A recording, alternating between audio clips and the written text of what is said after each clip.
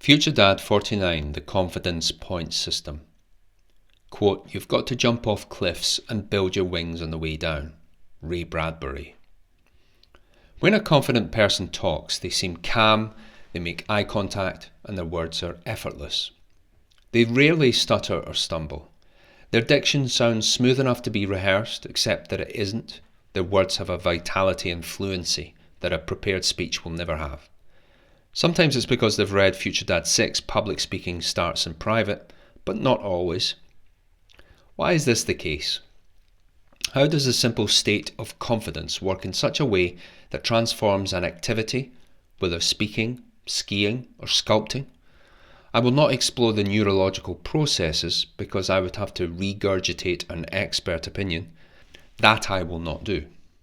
Serving up authoritative sounding but lifeless second-hand blocks of text is the remit of AI. Besides, we don't need to know the neurochemical detail to know how to build confidence.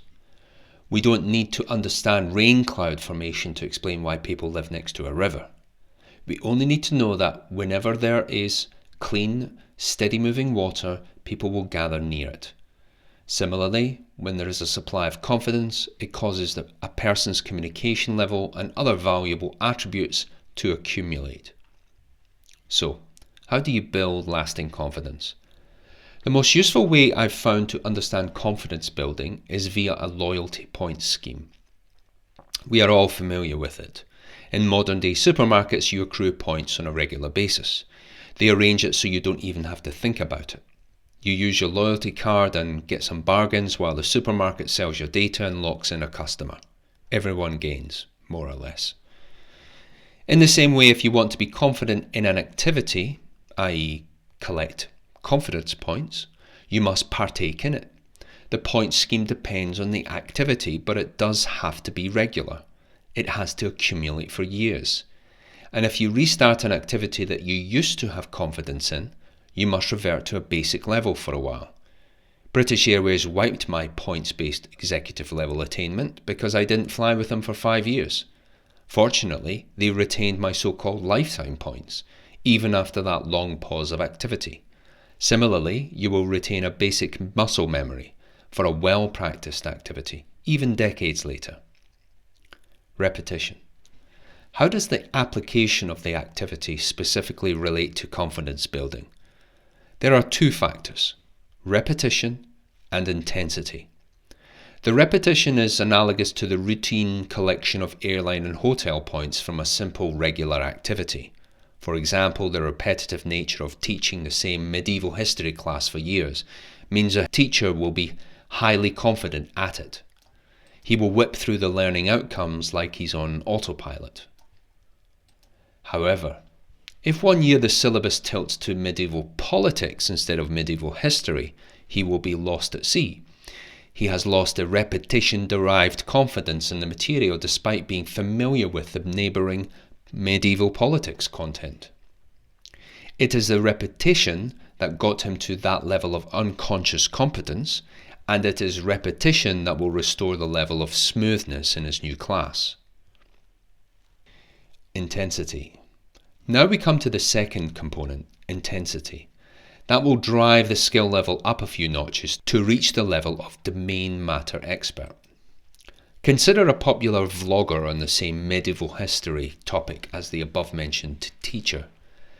He hosts a video channel everything to do with medieval history. He has spoken internationally on the subject matter and has fielded varied expert-level debates in both public and online settings.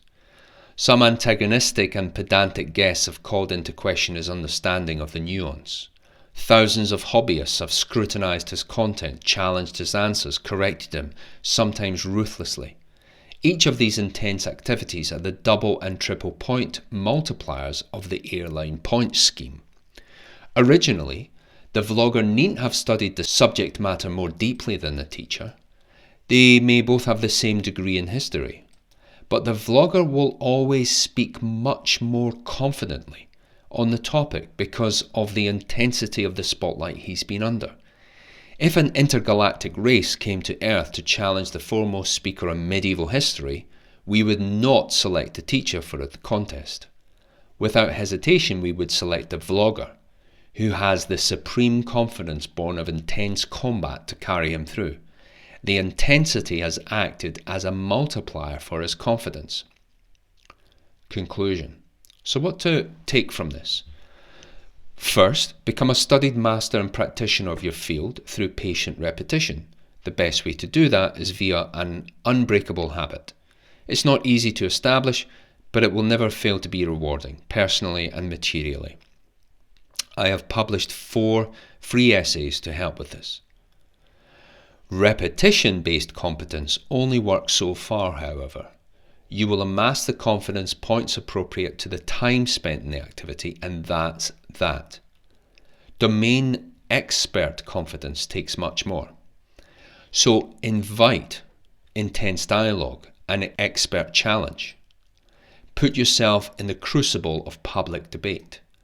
Compete in your craft. Open yourself to these challenges to earn confidence points from each, like a ×3 multiplier of a key business trip. You will end up more confident than someone with a mere master's and PhD on the topic. You will have the indomitable confidence of a warrior who has fought 1,000 battles and lived to tell the tale. FutureDad.